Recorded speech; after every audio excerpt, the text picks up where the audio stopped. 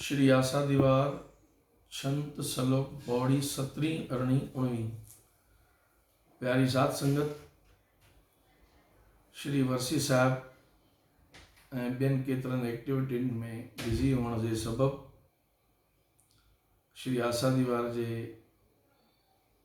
अर्थ विस्तार बाणी प्रवचन जो अॼु मौक़ो मिलियो आहे। तव्हां संगत जी शेवा में अची हाज़िर थिया आहियूं। 17 अरणी 19 इन करे गॾु जो 17 अरणी 19 जो जेको वचन विस्तार व्याख्यान उन जो जेको मोड़ आहे उहो हिक ई पासे आहे। उन्हनि जो अर्थ विस्तार हिक ई तरफ़ वेंदड़ आहे, जंहिंजे करे उन्हनि टिनी खे गॾु करे अॼु तव्हांजे अॻियां उन जो विस्तार कयो वञे थो पियो। छंत 17 जिन अंतर हर हर प्रीत है तेजन सुघड़ सियाणे राम राजे जे 12 भुल चुक बोलंदे भी खरे हर भाणे हर संतानो और थाव नाही हर मान निमाणे जन नानक नाम दीबाण है हर ताण सताणे। इन छंत में श्री गुरु रामदास साहिब जन संतन की महिमा कनि था। जिन दरवेशन संतन के परमात्मा के लाइ पंहिंजे अंदर में प्रीत आहे, उहे ॿाहिरियां कहिड़े बि सादे वेस में हुजनि, कहिड़े बि सादगी निमाणी मूर्त हुजनि, पर बाला बोला हुजनि, सिधा लॻंदा हुजनि, सिधा सादा हुजनि ऐं बिल्कुलु सादगी वारा हुजनि, पर अंदर करके उहे ॾाढा सियाणा थींदा आहिनि। ॿाहिरां ॻाल्हाइण में उन्हनि जो अखर घुसी वेंदो हुजे, बराबरि न ॻाल्हाईंदा हुजनि, पर अंदरी उन्हनि जी सियाणप, अंदरी सूझबूझ उहा तमामु ऊच कक्षा जी थींदी आहे। चओ सतनाम श्री हर वाहिगुरु जे 12 भुल चुक बोलंदे भी खरे हर भाणे। संतनि जहिड़ो सियाणो कोई न थी सघंदो आहे। इहा ॻाल्हि केतिरनि ई कथाउनि मां असांखे इन जो पर्चो मिले थो पियो। संतनि जी सियाणप, संतनि जी विद्वता, उन जे अॻियां सॼी दुनिया झुके थी पई। जिते दुनिया मुंझे थी पई उते संत उहो रस्तो उनखे कढी था ॾियनि। चओ सतनाम श्री हर वाहिगुरु। जीअं हिकिड़े सेठ वटि कोई जिन नौकरी ते लॻो, सेठ जो कमु कोई बि नौकर खुटाए न सघंदो हो। जिन आयो, जिन सेठ खे चए थो, सेठ तव्हांजो सभु कमु मां संभालींदुसि, मुंहिंजी हिकिड़ी शर्त अथव, कोई न कोई कमु तव्हांखे मूंखे ॾियणो पवंदो। जेकॾहिं तव्हां मूंखे कमु जेॾी महिल न ॾिनव, तव्हांजा कमु खुटी पवंदा, मुंहिंजो हॾु मां न थकंदुसि शरीर करके। जेॾी महिल तव्हां चुप कयव, मूंखे हुकुम न ॾींदव कंहिं बि कम जे लाइ, त पोइ मां तव्हांखे मारींदुसि। कथा ॿुधल आहे, संत खणंदा हुआ, दादाजन खणंदा हुआ, असां बि संगत खे ॿुधाईंदा आहियूं कथा इहा। त पोइ सेठ हुनखे कम ते रखियो। सेठ जो कमु करे करे उहो जिन ॾाढी फुर्ती सां कमु करे पियो, पर सचपच सेठ जा कम पूरा थी विया। जंहिं सेठ वटि कोई नौकर न पियो टिके, उन सेठ जा सभु कम उन जिन पूरा करे छॾिया। जिन चएसि थो पियो, सेठ साहिब जल्दी हुकुम ॾियो, न त मां तव्हांखे मारींदुसि। सेठ अची मुंझो, चए हाणे मां छा कयां। सेठ वियो आहे संतनि वटि, संतनि खे सॼी ॻाल्हि करे थो ॿुधाए। संत चवनिसि था, भई ॻाल्हि बि एतिरी, इन ॻाल्हि में अची मुंझो आहे। तूं जिन खे चओ मैदान में हिकिड़ो बांस जो लकिड़ो खोड़े करे, पंहिंजे नौकरनि खां खोड़ाए करे उनखे चओ, हाली मूंखे कोई कमु जेसिताईं यादि अचे तेसिताईं हिन लकिड़े ते लह ऐं चढ़ वेठो कर, लव ऐं चढ़, लव ऐं चढ़, चढ़ ऐं लव। सेठ चयो, साईं ठीकु आहे। जिन खे अची चए थो, जिन तूं हाणे हिन लकिड़े ते लह चढ़ वेठो कर, जेसिताईं मां कोई कमु तुंहिंजे लाइ ॻोल्हियां। जिन चयो, हा साईं, हिन में छा आहे, हिकु दफ़ो लह चढ़ कयईं, वरी चई साईं ॿुधायो, चई लह चढ़ कर वेठो, जेॾी महिल कमु यादि ईंदो मां तोखे पाणी चवंदुसि।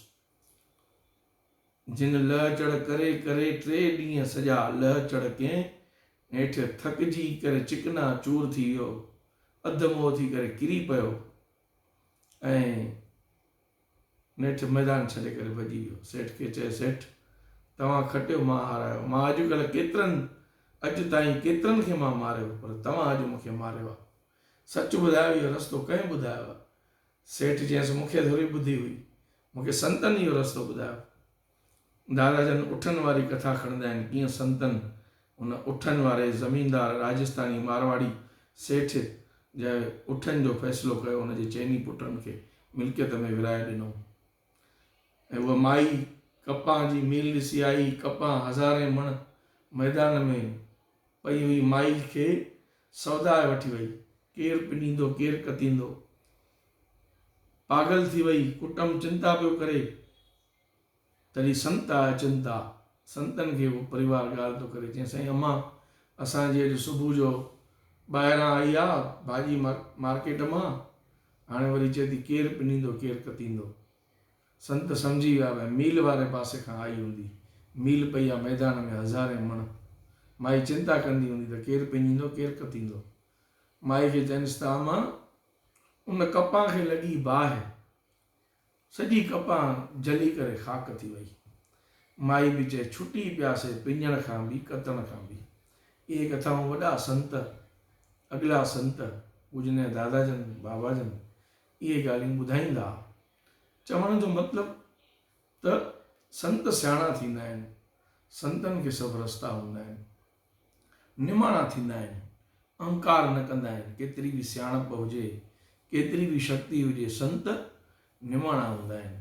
हर माण्हू निमाणे, जन नानक नाम दीवान है, हर ताण सताणे। उन्हनि खे परमात्मा जो माण आहे ऐं परमात्मा जो ताण अथनि, परमात्मा जे आसरे हूंदा आहिनि। परमात्मा बि उन्हनि जी सभु ॿुधंदो आहे, सभु उन्हनि जा कम कंदो आहे। संतनि जा सभु कम कार्य पाण परमात्मा अची रास कंदो आहे। सलोक में फरमाइनि था, जे मोहा का घर मोहे, घर मोहे पितरी दे, अगए वस्त सिञाणी है, पितरी चोर करे। साहिब चवनि था, हाणे हिते कर्म कांड जी ॻाल्हि आहे। साहिब चवनि था त जेको ब्राह्मण कंहिंजी दक्षिणा वठी थो अचे, दक्षिणा वठी थो अचे ऐं कंहिंजो कर्म कांड, कर्म पूजा, किर्त विर्त कराए थो पियो, उनखे कहिड़ो दान दक्षिणा मिले थो पियो? पौतुर धन कमायल आहे, अपौतुरता सां कमायल आहे, पाप सां कमायल आहे, पुण्य सां कमायल आहे, उहो जेको बि धन उनखे मिले थो पियो, सो चवनि था त जेॾी महिल उहो पितरनि जो श्राद्ध कराए थो पियो, उन महिल पितरनि खे उहो श्राद्ध कयल अन्न धन मिले थो पियो, पर मलीन मिले थो पियो। ऐं उहो पितरनि खे मलीन धन ॾियण जो पाप बि उन ब्राह्मण मथां पए थो। ब्राह्मण पाण बि इन ॻाल्हि खां वाक़ुफ़ु कोन्हे त मूं कहिड़ो धन वापरियो आहे, मूं कहिड़ो धन मां खावां थो पियो। हीउ धन जेको मूंखे खारायो वञे थो, खाधो खारायो वञे थो, उहो कहिड़े कर्मनि सां कमायल धन आहे जंहिंजो मां भोजन खावां थो पियो। त साहिब चवनि था त अॻे पितृलोक में अॻियां जॾहिं पौत्र अणपौत्रता जो हिसाब थिए थो पियो, तॾहिं साहिब चवनि था वॾी आहे हथ दलाल खे। दलाल माना विचो माण्हू, विच वारो माण्हू। जीव जो किर्त विर्त कराइण, श्राद्ध तर्पण कराइण कंहिंजो कमु आहे? ब्राह्मण जो कमु आहे।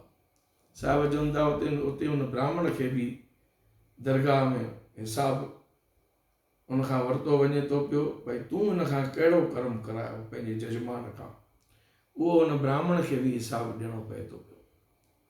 साहिब चवनि था वॾीअ हथ दलाल खे मुस्फी ए करे। मुस्फी माना वकालत, इहा उनजी वकालत उते करण वारो कोई बि उते कोन्हे।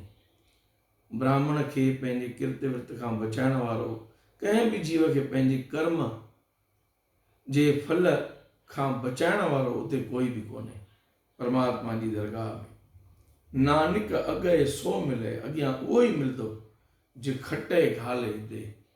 जेको माण्हू हिते कमाए थो उहो हुनखे उते मिले थो पियो। साहिब अॻिते चवनि था, जंहिं जोरू सिरनावणी आवे वारो वार, झूठे झूठा मुख वसाए नित नित होए ख्वार। साहिब चवनि था स्त्रीअ खे महीने महीने जेका माहवार तारीख़ ते जेॾी महिल मासिक धर्म निभाइणो पवंदो आहे, उन वक़्तु उहा स्त्री कंहिं शरीर कंहिं शइ खे हथ लॻाइण सां अपौतुर न थींदी आहे।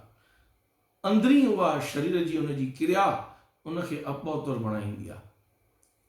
जीअं जोरू सिरनावणी आवे वारो वार, झूठे झूठा मुख वसाए नित नित होए ख्वार। ख्वार थींदी आहे, शर्म कंदी आहे, हिजाब खां ॿाहिरि न निकिरंदी आहे, कंहिं शइ खे हथ न लॻाईंदी आहे, पधरी थी पवंदी आहे स्त्री। चओ सतनाम श्री हरि वाहिगुरु। साहिब चवनि था इहो जेको पौतुर अणपौतुरता जो जेको ब्राह्मणनि सां साहिबनि खे ॿोलणो आहे, तव्हां हिसाब लॻाए करे वेठा आहियो, इहो केतिरे क़दुरु सही आहे। स्त्रीअ खे अपौतुर केरु थो करे? हुनजी शरीर जी क्रिया। स्त्री पौतुर आहे। स्त्री को किन कचिरे खे हथ कोन लॻायो आहे, किन कचिरो कोन खयो आहे। स्त्रीअ खे हुनजे शरीर जी क्रिया उहा हुनखे अपौतुर बणाए थी पई। सूचे ए न आखिए बहनज पिंडा धोए। स्त्री सनानु करे थी, असां सनानु कयूं था, असां सम्झूं था त असां पौतुर थी वियासीं, पर साहिब चवनि था त सूचे से ई नानका जिन मन वसिया सोए। सूचे से ई नानका जिन मन वसिया सोए। पौतुर उहे आहिनि जंहिंजे हृदय में परमात्मा वसे थो, जेके परमात्मा जो नाम जपनि था। हाणे हिते पाण 17 छंत जी पौड़ी न करे 18 छंत ऐं 18 सलोक ते पाण ध्यानु ॾियूं, छाकाणि त विषय साॻियो आहे। वरी साॻियो अचूं था, पाण पौड़ी ते बि अचूं था, छंत ते बि अचूं था। हाणे 18 सलोक। जेकर सूतक मनीए सब ते सूतक होए, गोहे अते लकड़ी अंदर कीड़ा होए। साहिब चवनि था, हे ब्राह्मणो, तव्हां जेको सूतक सूतक चओ था पिया, हिते सूतक लॻी वियो। जीअं कंहिंजी कमी थींदी आहे त पंजकी लॻी वेंदी आहे, सूतक लॻी वेंदो आहे। उहे मेरा ॾींहं अची वेंदा आहिनि, कंहिंजी छाया पइजी वेंदी आहे, काई क्रिया अहिड़ी थी वेंदी आहे जंहिंजे करे ब्राह्मण सूतक चवंदा आहिनि। साहिब चवनि था त सूतक कंहिं में कोन्हे। रोटीअ खाइण महिल पाण चवंदा आहियूं भई अन्न देवता आहे, पर रोटी खाइण में बि सूतक आहे। सूतक माना अपौतुरता, पाप, हत्या। ॾिसो, अटो ॻोयूं था पिया, उन में जीव आहिनि, कणिक, हिकु हिकु कणिक में हिकु हिकु जीव आहे। गोहे अते लकड़ी अंदर कीड़ा होए। साहिब चवनि था, जेकर सूतक मनीए सब ते सूतक होए, गोहे अते लकड़ी अंदर कीड़ा होए। लकड़ीअ में बि जीव वेठा आहिनि। जेॾी महिल पाण लकड़ी ॿारे करे चुल्ह ॿारियूं था, हाणे खणी गैस जो रवाज़ थी वियो आहे, ज़मानो सुधराइप ते अची वियो आहे, ज़मानो सुधरी वियो आहे, गैस अची वियो आहे। अॻे लकड़ियुनि सां चुल्ह ॿारींदियूं हुयूं, घर में चुल्ह ॿरंदी हुई। साहिब चवनि था त गोहे अते लकड़ी अंदर कीड़ा होए। लकड़ीअ जे सिलनि जे अंदर बि हिकु हिकु जीव वेठो आहे। जेॾी महिल पाण लकड़ी ॿारियूं था त केतिरा अंदरियां जीव वीचारा सड़ी था वञनि। उन ते पाण अनाज पचायूं था पिया, रोटी कयूं था, भाॼी चाढ़ियूं था, फुल्का पचायूं था, उहो अन्न खाऊं था। असां चऊं था अन्न देवता आहे, अन्न देवता आहे, पर उहो कंहिं जीवन जे मारण जे करे ॿरियल बाहि जे मथां उहो अन्न सेकजियो आहे। सो देवता उहो प्रसन्न कोन थो थिए, छाकाणि त हुनजे अन्न ठहण में बि केतिरियूं हत्याऊं थियूं आहिनि। साहिब चवनि था, जेते दाणे अन्न के जिया बाज न कोई। हिकु हिकु अन्न जे दाणे में बि जीव आहे। पहला पाणी जीव है, जित हरिया सभु कोई। साहिब चवनि था त सभिनी पैदाइशुनि खे वधाइण वारो जेको पाणी आहे, उन पाणीअ में बि बैक्टीरिया आहिनि। साइंसदान माइक्रोस्कोप सां ॾेखारींदा आहिनि, पाणीअ जो गिलास भरियो पियो हुजे, पाणीअ जो दुॿो हुजे, उन में माइक्रोस्कोप सां तव्हां ॾिसंदव प्रयोगशाला में जेॾी महिल साइंस पढ़ंदा हुआसीं नंढपण में, माइक्रोस्कोप सां पाणीअ जे अंदरि सनन जीवन बैक्टीरिया खे असां ॾिसी सघंदा हुआसीं। पंहिंजो मुंहिंजो इहो ख़ुदि जो ॾिठल आहे तजुर्बो, साइंस रखी हुईसीं उन वक़्तु माइक्रोस्कोप सां पाणीअ जे अंदरि जेके जीव आहिनि उहे असांखे ॾिसणु ईंदा, जेके माइक्रोस्कोप हटाइण सां उहे न ॾिसी सघंदा हुआसीं। चओ सतनाम श्री हरि वाहिगुरु। साहिब चवनि था पहला पाणी जीव है जित हरियास पोइ। पाणीअ जो नेसारो वहण साईं, बरसाति पवण साईं, पाणीअ जे पवण साईं फसुल उगे थो पियो। सूतक क्यों कर रखिए सूतक पवे रसोए। साहिब चवनि था त वॾे में वॾो सूतक त इहो आहे, असां जेका रोटी खाऊं था अन्न जे दाणनि में, चांवर जे दाणनि में, काठीअ में, बाहि में, जीव ई जीव घात थियनि था, जीवन जी हत्या थिए थी पई। उहा रसोई असांजे पेट में वञे थी पई। असां पहुतुर कीअं थियासीं, असां कहिड़ो सूतक खां बचियासीं। नानक सूतक एव न उतरे ज्ञान उतारे थो।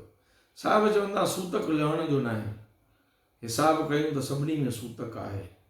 जंहिंखे ज्ञान आहे, जेको हिननि ॻाल्हियुनि खां पंहिंजी अवस्था खे मथे खणी चुको आहे, साहिब चवनि था उनजो सूतक लथल आहे। नानक सूतक एव न उतरे ज्ञान उतारे थो। साहिब चवनि था सूतक सूतक चओ था ब्राह्मणो, असां तव्हांखे ॿुधायूं था सूतक छा थींदो आहे। मन का सूतक लोभ है जेवा सूतक कूड़। मन जो सूतक लोभ आहे। मन तॾहिं अपहुतर आहे जॾहिं मन में लोभ वृत्ति आहे, लोभ लालच। साहिब चवंदा मन का सूतक लोभ है जेवा सूतक कूड़। ज़बान जो सूतक छा आहे? कूड़ ॻाल्हाइणु। जेको कूड़ नथो ॻाल्हाए, कहिड़ो बि कर्म कांडी न बि हुजे, कुझु ॼाणंदो न हुजे, अबोझ हुजे, निर्दोष हुजे, साहिब चवंदा त उहो सूतक जे रहत आहे, सूतक हुनखे नथो सताए। चओ सतनाम श्री हरि वाहिगुरु। अखी सूतक वेखणा परत्रिय बधन रूप। अखियुनि सां पराओ रूप ॾिसी करे मन खे सिकाइणु, पराओ धन ॾिसी करे मन में पोसणु। साहिब चवनि था इहो अखियुनि जो सूतक आहे। अखी सूतक वेखणा परत्रिय बधन रूप। कनी सूतक कन पए लाए तबारी खाए। कन जो सूतक आहे पराई निंदा ॿुधणु। नानक हंसा आदमी ॿधे जमपुर जाए। साहिब चवंदा परमात्मा जी दरगाह में हंस खे हंस जहिड़ो दर्जो मिलंदो, बग खे बग जहिड़ो दर्जो मिलंदो। माना हर कंहिंजे कर्मनि जो हिसाब कयो वेंदो। हंस खे बग सम्झी करे सज़ा न ॾिबी, बग खे हंस सम्झी करे उनखे निर्दोष छॾियो न वेंदो। बग बग आहे, हंस हंस आहे, ॾिसण में ॿई साॻा ई आहिनि। नानक हंसा आदमी ॿधे जमपुर जाए। सबो सूतक भरम है दूजे लॻे जाए। साहिब चवंदा वॾे में वॾो सूतक आहे भरम। भरम करणु, ग़लति फहमियुनि जो शिकार थियणु, मन जा वीचार, मन जे वीचारनि तरंगनि तिरविरनि में असां पंहिंजे मन खे फासाए था छॾियूं, पंहिंजूं धारणाऊं ॿधी था वियूं। मन का साहिब चवंदा सबो सूतक भरम आहे दूजे लॻे जाए। दूजे लॻे जाए माना माया जेका आहे परमात्मा संसार सां गॾु ई ठाही आहे। उन माया जे भाव में लॻी करे माया जे चकर में असां फासी था पऊं। साहिब चवनि था जमण मरणा हुकम आहे भाणे आवे जाए। परमात्मा जे हुकुम सां ई ॼमूं था, मरूं था पिया, अचूं था, वञूं पिया था, परमात्मा जे हुकुम सां ई थिए थो पियो। खाना पीना पौत्र है दितोन रिजक संभाए। खाना पीना पौत्र है। साहिब चवनि था अन्न खे दोष नथा ॾियूं, असां पाणी खे दोष नथा ॾियूं। देवताऊं आहिनि, इहे पूजनीय आहिनि, सॼे सृष्टिअ खे जेके पालनि था पिया। अन्न न हुजे त केरु माण्हू जीअरो रही सघे, पाणी न हुजे केरु माण्हू पाणी खां सवाइ जीअरो रही सघे। अन्न ऐं पाणी इहे त संसार जो जियापो आहिनि। साहिब चवनि था खाना पीना पौत्र है दितोन रिजक संभाए। परमात्मा जो इहो ॾिनल रिज़िक आहे, रोज़ी आहे। असांजी भॻवान इहा खुराक ठाही आहे। असांजी खुराक अन्न ऐं पाणी आहे, न त कंहिंजो मांस, गऊ मांस, मच्छी, मटन, बकरीअ जो मांस, मुर्गे जो मांस, मच्छी, जेको इन्हनि ॻाल्हियुनि जो सेवन करे थो पियो, जेको मांस आहार करे थो पियो, उन जी वृत्ति बि अहिड़ी थी थी वञे, तामशी वृत्ति। चओ सतनाम श्री हर वाहिगुरु। तो साहिब चवनि था, नानक जिनी गुरमुख पूजिया तिना सूतक न आहे। साहिब चवनि था त जंहिं गुरमुखनि सूतक जी सनी सम्झ मर्म खे सम्झो आहे, साहिब चवनि था उन्हनि जे लाइ सूतक आहे ई कोन। कहिड़ो बि उहे अपौत्र कपिड़ा पाए वेठा हुजनि, कहिड़ी बि खुराक खाईंदा हुजनि, कहिड़ो बि धूड़ीअ में मिटीअ में वेठा हुजनि, तॾहिं बि उहे पौत्र खां पौत्र आहिनि। संत जा दरवेश, परमात्मा जा दरवेश संत सदाई उहे अपौत्र खे बि पौत्र करण वारा आहिनि, उहे सदाई पौत्र आहिनि। हाणे 19 श्लोक। पहला सुचा आप होए सुचे बैठा आए, सुचे अगे रखियो न कोई न भिटियो जाए, सुचा अगे जेविया लगा पढ़ सलोक, को थी जाई सटिया किस एव लगा दोख। अन्न देवता, पानी देवता, बैसंतर देवता, लूण पंजवा पाया घिरत, ता होआ पाक पवित्र। पापी सिमतन गडिया थुका पइया तित, जित मुख नाम न उचरे बिन नामे रस खाए, नानक वे जानिए तित मुख थुका पाए। चओ सतनाम श्री हर वाहिगुरु। साहिब फरमाइनि था हाणे 19 श्लोक में,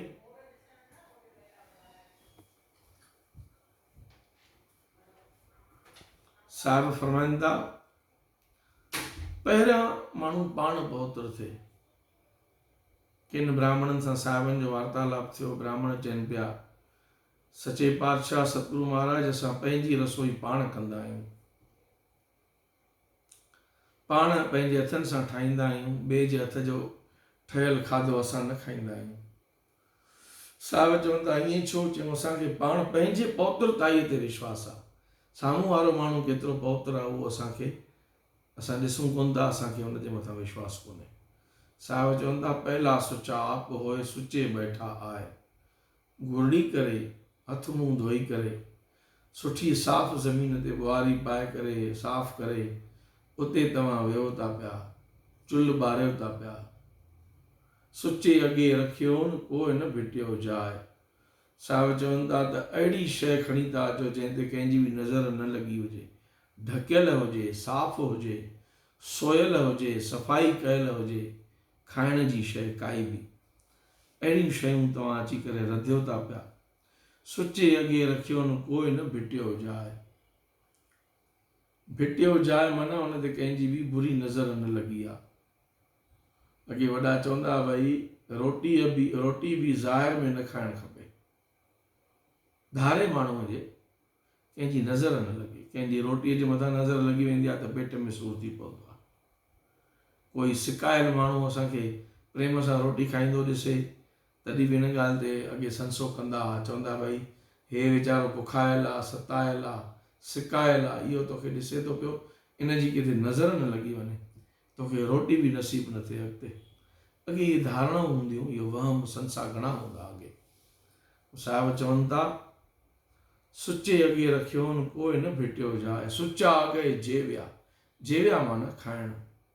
पवित्र थी करे हथ मुंहुं धोई करे संदुली खे छंडो हणी करे थालीअ खे चौधारी छंडे जी परिक्रमा करे पाणीअ जे जल जो छंडो हणी करे सलोक पढ़ी करे वेदनि जा मंत्र पढ़ी करे साहिब चवनि था सुचा अॻे जेविया लॻा पढ़ण सलोक, को थी जाई सटिया किस एव लॻा दोख।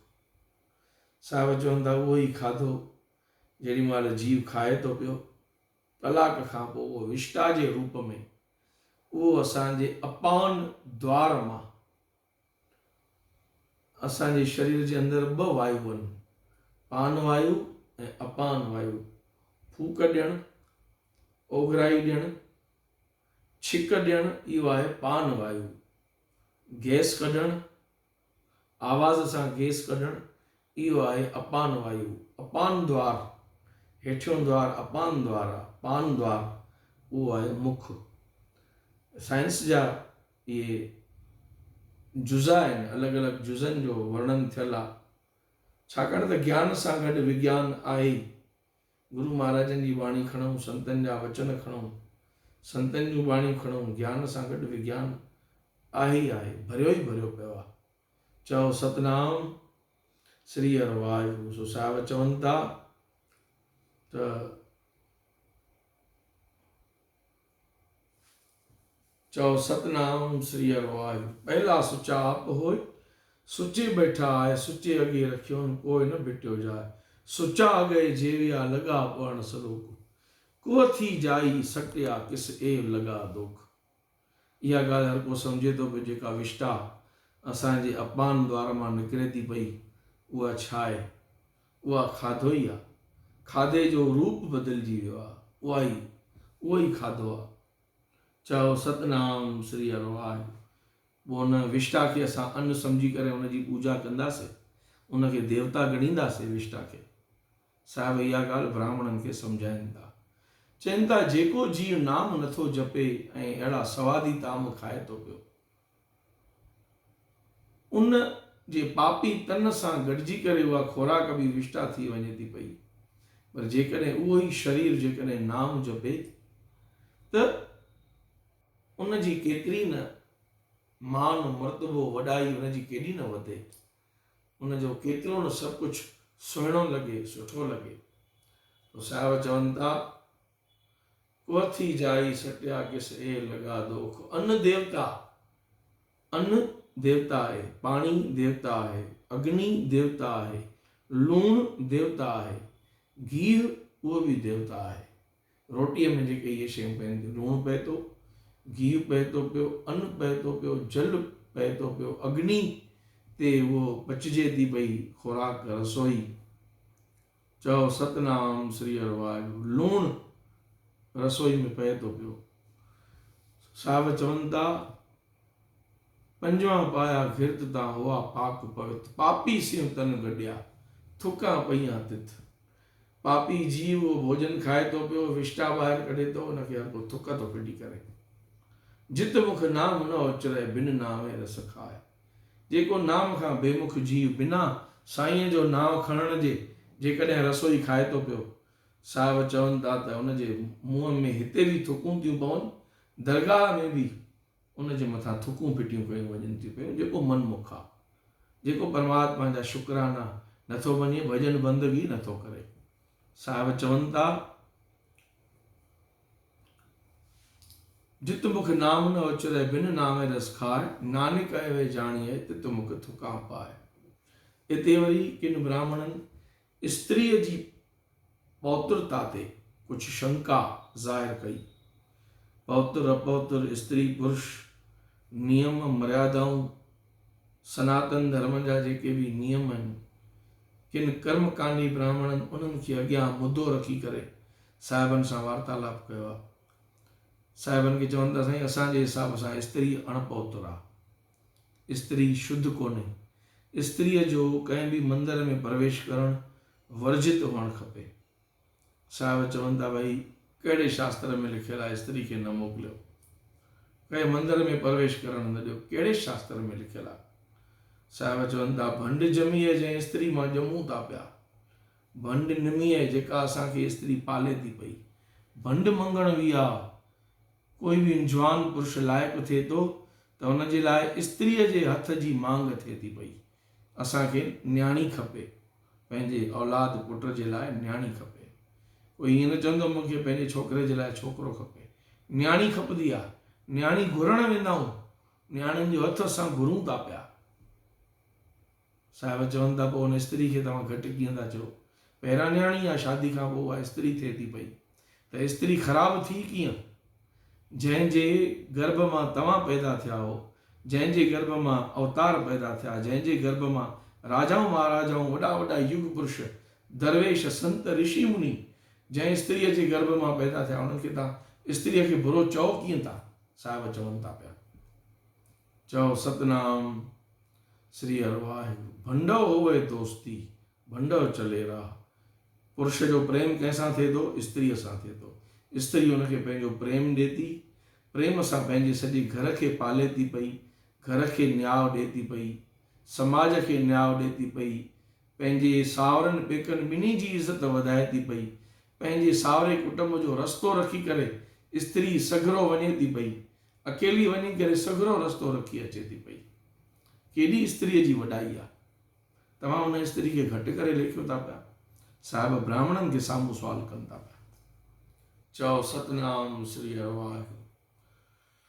भंड होए दोस्ती भंड चले राह, भंड मुआ भंड भाली आहे। हिकिड़ी स्त्री मरी थी वञे त वरी ॿी स्त्री ॻोल्ही वञे थी पई। अॻे रवाज़ हूंदो हो शादियूं करण जो, हाणे घटिजी वियो आहे। वक़्तु ॾिसी करे ऐं संसार जे किन मसइलनि खे ॾिसी करे के सियाणा माण्हू ॿी शादी न कंदा आहिनि, पर अॼु बि ॿ शादियूं हर को करे थो। हिकिड़ी जे गुज़ारे वञण खां पोइ जी ॻाल्हि आहे। हिकु महिल ॿ शादियूं करण जो रवाज़ अॻे हुयो, हाणे पंहिंजे इंडियन एक्ट जेको आहे क़ाइदो उन हिसाब सां कोन्हे। सो हाणे इन ॻाल्हि ते पाण न वञूं, पाण अचूं स्त्रीअ जे बारे में। साहिबनि जेको चयो आहे, साहिब चवनि था त भंड मुआ भंड भाली आहे, वरी स्त्री खे ॻोल्हियो वञे थो पियो। भंड होए बंधान, बंधान माना अकड़, अटक। स्त्री हूंदी त काई न काई अटक कंदी घर खे ठाहिण जे लाइ, के घर जा नियम ठाहींदी, घर जी साफ़ सफ़ाई, चूल्हो चौको, या जेको बि गृहस्थ धर्म जा, गृहस्थ आश्रम जा जेके नियम आहिनि उन्हनि ते हलण जी उहा स्त्री कोशिश कंदी आहे। उहो हिकिड़ो हुनजो इहो गृहस्थ आश्रम जो उहा हिकिड़ी आधारशिला थींदी आहे। स्त्री गृहस्थ आश्रम जी आधारशिला थींदी आहे। विद्वाननि शास्त्रनि में लिखियो आहे। चओ सतनाम श्री हरि वाहिगुरु। साहिब चवनि था सो कीअं मंदा आखिए जित जमे राजान, भंड हुई भंड उपजे भंडे बाज न कोई। स्त्री मां स्त्री बि पैदा थिए थी पई, न्याणी जे रूप में। जेॾी महिल कंहिं माउ पीउ खे औलाद प्राप्त थिए थी, उहा अॻिते हली करे स्त्री थिए थी पई। भंड हुई भंड उपजे भंडे बाज न कोई, नानक भंडे ॿार एको सचा सो। साहिब चवनि था स्त्रीअ खां सवाइ संसार जी कल्पना करणु अजाई आहे। स्त्री आहे त संसार आहे। स्त्री सॼे जगत जी माता आहे, सॼे जगत खे जनम ॾियण वारी जननी उहा इहा स्त्री आहे। साहिब चवनि था त नानक भंड ॿार आहे एको सचा सोए। स्त्रीअ खां रहित, स्त्रीअ खां न्यारो हिकिड़ो ई परमात्मा आहे। परमात्मा स्त्रीअ जो उहो गर्ज़ाऊ न आहे। परमात्मा जी हस्ती अलॻि आहे, पर परमात्मा इहा आदि शक्ति स्त्री जे रूप में ठाही आहे। उनखे ज़रे घटि परमात्मा पाण जहिड़ो दर्जो ॾिनो आहे। इन करे स्त्रीअ जी निंदा करणु, उनजी घटिताई करणु चङे माण्हूअ जो, चङे पुरुष जो, सतपुरुष जो, सियाणे माण्हूअ जो कमु न आहे। साहिब चवनि था पिया। साहिब चवनि था अॻिते पिछाड़ी में चवनि था जित मुख सदा सालाही है भागा रती चार, नानक ते मुख उजले तित सचे दरबार। साहिब चवनि था त जेके बि 4 ऋतूं थींदियूं आहिनि, चइनी ऋतुनि में कहिड़े बि ऋत में साईं जो नाम सिमरन कजे। सभिनी ऋतुनि में माना सदाई परमात्मा जे नाम जो सिमरन कंदो रहिजे। साहिब चवनि था परमात्मा जे सिमरन करण जी का मुंद न थींदी आहे। सभई मुंदूं परमात्मा जे सिमरन करण जूं आहिनि। चओ सतनाम श्री हरि वाहिगुरु। नानक ते मुख उजले तित सचे दरबार। साहिब चवनि था उन्हनि जो मुंहुं उजल थिए थो पियो, मुंहुं मथे थिए थो। शान मान सां ऊचो कंध करे, कंधड़ो मथे खणी करे परमात्मा जे अॻियां उहे वञी पहुचनि था। प्रभु जा प्यारा दरवेश संत अलह लोक फ़क़ीर। जित मुख सदा सालाही भागा रती चार, नानक ते मुख उजले तित सचे दरबार। हाणे पाण अचूं था 18 ऐं 19 छंत ते, उनखां पोइ 18 ऐं 19, 17, 18 ऐं 19 बौड़ीअ ते अचूं था पिया। हाणे पहिरां अचूं था 18 छंत ते। जंहिंमें साहिब चवनि था जिथे जाइ बहे मेरा सतगुरु सो थान सुहावा। इन छंत जे पुठियां हिकिड़ी कथा आहे, थोरे में मां संगत खे ॿुधायां थो पियो त जंहिं वक़्तु श्री गुरु अमरदेव महाराजन गुरता गदी ते वेठा, उन वक़्त में श्री गुरु अंगद देव महाराजन जो सुपुत्र भाई दातू, उनखे इहा ॻाल्हि पसंदि न आई। श्री गोविंदवाल साहिब में श्री गुरु अमरदेव महाराजन रहंदा हुया। गुरु अंगद देव महाराजन जी आज्ञा पाए करे गोविंदवाल शहर वसायूं, उते ई रहंदा। हिकु दफ़े भाई दातू उते आयो आहे पंहिंजनि किन दोस्तनि सां, घोड़े सवार 7-8 ॼणा हुया। अची करे साहिबनि खे सिंघासन तां लत हणी करे किरायो अथई। साहिबनि खे चए थो असांजे हक़ फबाए करे तूं वेठो आहीं, तूं गुरता गदी जो मालिक बणिजी करे वेठो आहीं, तोखे शर्म नथो अचे।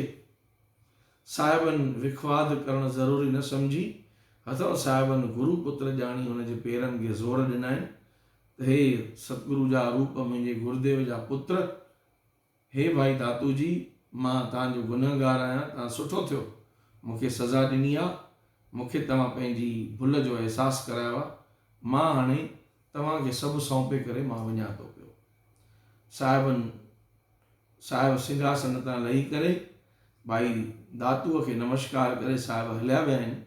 साहिबनि वीचार कयो त हीअ गुरता गदी जे गोड़ खां असां वञी हिकिड़ी कोठड़ीअ में लिकूं था वञी। सो हिकिड़ो गुरुद्वारो आहे बासरकी गांव में, जिते गुरु अमरदेव महाराजन जो असुल जन्म स्थल उते हूंदो हो, बासरकी ॻोठ में। सो उते साहिब विया आहिनि ऐं उते साहिबनि हिकिड़ी गढ़ी हुई, हिकिड़ो माना हिकिड़ी कोठड़ी हुई। गढ़ी, अॻे गढ़ी जो अखर वापरींदा हुआ, नानक प्रकाश भाङनि में गढ़ी लिखियलु आहे। गढ़ीअ में वञी साहिब वेठा, दरवाज़े जे ॿाहिरां लिखी छॾियऊं भई जेको बि हिन गढ़ीअ में अंदरि ईंदो उहो असांजो सिख न, असां हुनजा गुरू न। भाई दातू लुट करे जेको बि माल इसबाब अथायसि खणी करे हलियो वियो। रस्ते ते ई किन चोरनि हुनखे फुरे वरितो, चोरनि सां झपाझपी में लड़ाई में घोड़े तां किरी पियो, हथों लंगड़ो थी पियो। उन भाई दातूअ खे श्री गुरु अर्जन देव साहिब जन हथ घुमाए करे हुनजो सूर लाथो आहे। इहा कथा ईंदी आहे। कथाऊं करण जो टाइम न हूंदो आहे, टाइम ॾाढो थोरो हूंदो आहे। श्री आसादी वार जे अर्थ करण जो विस्तार सां खणूं, संगत खे आनंद बि ईंदो आहे, पर वक़्त खे बि ॾिठो वेंदो आहे। चओ सतनाम श्री हर वाहिगुरु। इहे कथाऊं नानक प्रकाश भाङनि में विस्तार सां लिखियल आहिनि। भाई दातूअ खे साहिबनि हथड़ो घुमाए गुरु अर्जन देव साहिब जन, साहिबनि हुनजो दर्दु, हुनजो सूर लाथो आहे, हुनखे सूर थी पियो।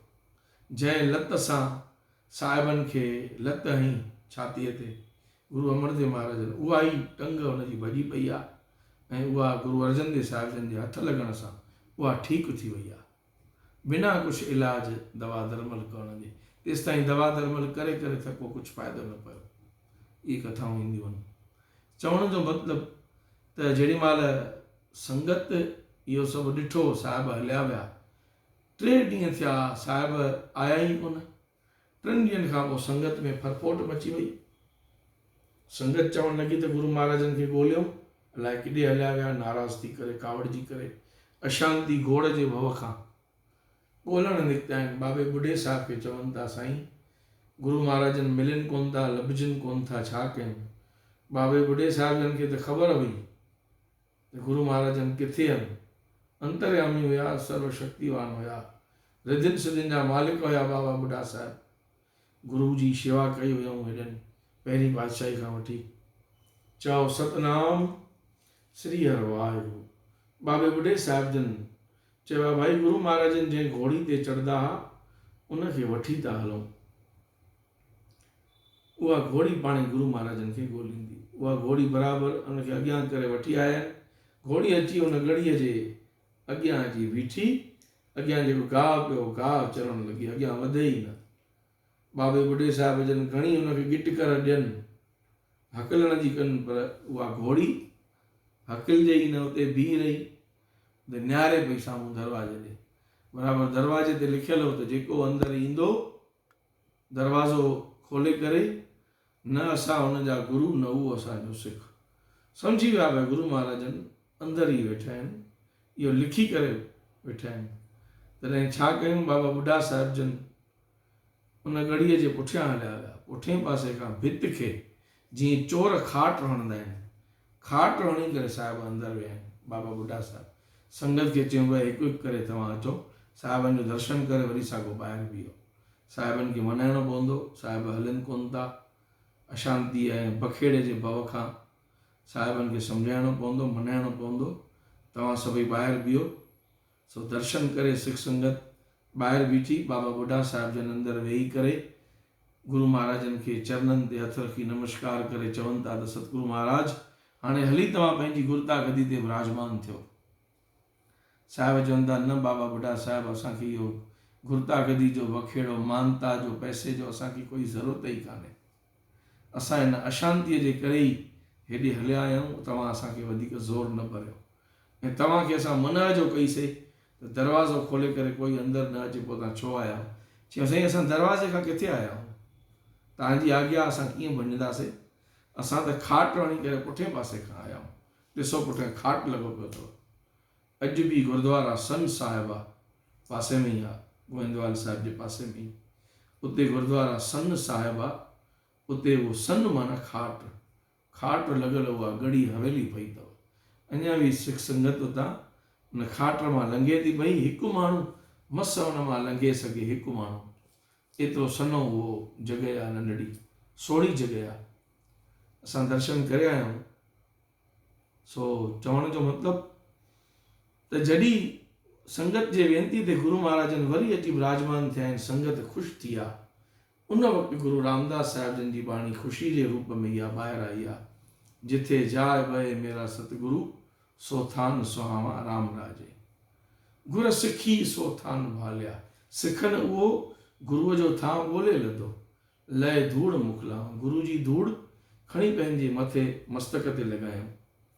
चओ सतनाम श्री हरि वाहिगुरु। गुर सिखां की ॻाल्हि थाए पई, उन्हनि जी महिनत क़बूल पई सिखनि जी, जिन हर नाम ध्यावा, जिन नानक सतगुर पूजिया तिन हर पूज करावा। उन्हनि गुरनि जी पूजा थिए थी जिन पंहिंजे गुरनि जी पूजा कई आहे। गुरू अमरदेव महाराजनि पंहिंजे गुरू अंगद देव साहिब जी पूजा कई, आज्ञा मञी, शेवा कई, तॾहिं गुरू अमरदेव महाराजनि जी बि वॾाई वॾी थी, उन्हनि जी बि पूजा थी ऐं उन्हनि जी बि शेवा थी, उन्हनि जी बि भक्ति थी। सो इहो हुयो अरिड़हों छंत। हाणे 19हों छंत। गुर सिखा मन हर प्रीत है, हर नाम हर तेरी राम राजे। गुरू जे सिखनि खे मन में गुरूअ जे लाइ, परमात्मा जे लाइ प्रीत थींदी आहे। कर सेवहि पूरा सतगुरू बुख जाए लहे मेरी। उन्हनि खे परमात्मा जे नाम जी बुख हूंदी आहे। गुरू जे सचनि सिखनि खे गुरू खां, पंहिंजे सतगुरनि मुर्शिदनि खां, दरवेशनि खां उहे नाम जी दात वठंदा आहिनि। उते उन्हनि जी बुख लही वेंदी आहे संसार जी। नानक बुख खुदाए की ॿी सभु वेपरवाही, हिकु तलब तेरे दीदार दी ॿी तलब न काई। चओ सतनाम श्री हरि वाहिगुरु। साहिब चवनि था गुर सिखां की बुख सभु गई, तिन पिछे होर खाए घणेरी। साहिब चवनि था गुरू जे सिखनि जी बुख त लही थी वञे, उहे अहिड़ी करणी करे था वञनि जो उन्हनि जे पुठियां हज़ारे पिया था, उन्हनि जे पुठियां उन्हनि जे नाले ते पलजनि था पिया। गुर सिखां की बुख सभु गई, तिन पिछे होर खाए घणेरी। घणाई उन्हनि जे पुठियां उन्हनि जो नालो वठी उन्हनि जी कमाईअ ते उहे पिया था खाइनि, केतिरा ई माण्हू। चओ सतनाम श्री हरि वाहिगुरु। संतनि जे दरबारनि आस्थाननि ते केतिरा मस्तु मलंग पिया पलबा आहिनि। के माण्हू उन्हनि खे रोटी खाराईंदा आहिनि, के उन्हनि खे ख़र्चियूं ॾींदा आहिनि। संतनि जे दर जो शेवादारी आहे, संतनि जे दर ते पियो आहे। उन्हनि मस्तनि मवालनि ऐं दीवाननि मस्ताननि जी बि सॼी संगत शेवा कंदी आहे। संगत जे अंदरि साईं हूंदो आहे, संगत जे मन में भाव जाॻंदो आहे, अहिड़नि मस्ताननि जी बि शेवा पूजा थींदी आहे। इहो पाण सभिनी ॾिठो आहे, हर को इहा ॻाल्हि महसूसु करे थो सघे। चओ सतनाम श्री हर वाहिगुरु। इहा आहे गुरुअ जी महिमा, इहा आहे संतनि जी महिमा। भगत कंवरराम साहिब जन सां ॾिसो 100-125 अंधनि लूलनि मंडनि लंगड़नि जी उहा टोली हूंदी हुई। तो उहे पलवा हुया भगत कंवरराम साहिब जन सां गॾु। चओ सतनाम श्री हर वाहिगुरु। जन नानक हर पुन बीजिया, फिर तोट न आवे हर पुन केरी। साहिब चवनि था त उन्हनि जो पुण्य जो बिज एतिरो त फलीभूत थियो आहे गुरु जे सिखनि जो। गुरु जी भक्ति करे, गुरु जी शेवा करे, गुरु जी श्रद्धा जे करे उन्हनि जी भक्तिअ जो बिज एतिरो त फलीभूत थियो आहे। फिर तोट न आवे हर पुन केरी। वरी उन्हनि खे कंहिं ॻाल्हि जी तोटी खोटी, कंहिं ॻाल्हि जी तंगी न थी रहे। पाण बि उहे ढावलनि ऐं केतिरनि जा पेट भरनि था पिया। चओ सतनाम श्री हर वाहिगुरु। हाणे अरिड़ी पौड़ी ऐं 19 पौड़ी जो अर्थ हले थो पियो। सो साहिब फरमाइनि था 18 पौड़ीअ में, इन में सतगुरु जी महिमा आहे। सतगुरु वॾा कर सालाई है, जिस विच वॾियां वॾियाईं। सतगुरु खे सभिनी खां वॾो करे सम्झिजे। हूअं बि गुरुअ में जेको अनन्य श्रद्धा रखे थो उहो ई गुरुअ मां कुझु पिराए थो, उहो ई कुझु पाए थो। संतनि कंहिंजी बि निंदा न कजे, संतनि कंहिंजी बि घटिताई न कजे। सभई पूजनीय आहिनि, पर पीउ हिकिड़ो थींदो आहे। काका घणाई थींदा आहिनि, मामा घणाई थींदा आहिनि,